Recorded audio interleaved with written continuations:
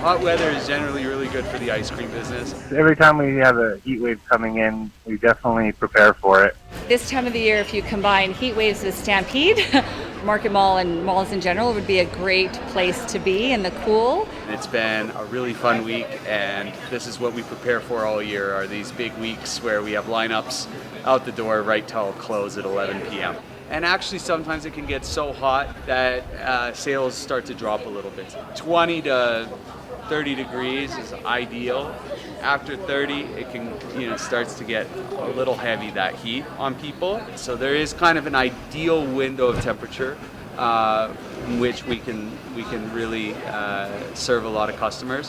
When it gets to 30, 34, 35 degrees, it's super busy, but usually kind of after 5 p.m. when the sun is lower in the sky and it's starting to cool down a little bit.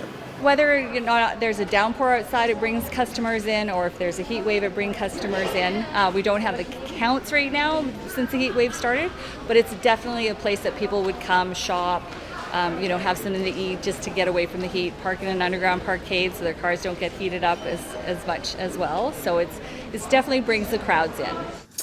So during a heat wave will be our busiest time, and same with when it gets cold out. Like cold snap or heat wave, that's when we are running 24 hours a day. We're getting calls about every 15 minutes for either service or air conditioning quotes.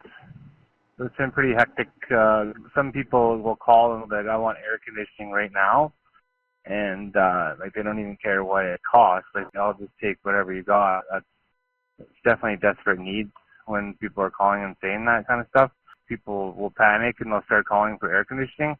And then you don't get the time to do your research on what you're purchasing. My advice for people who are getting air conditioning would be to call ahead. Like, we've been installing air conditioning since February.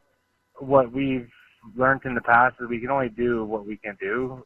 At some point, when the schedule is full for the day, that's the best we can do. Working through all these calls and being out in the sun, it wears out the techs as well. So we've had multiple meetings on how to prepare for the heat wave.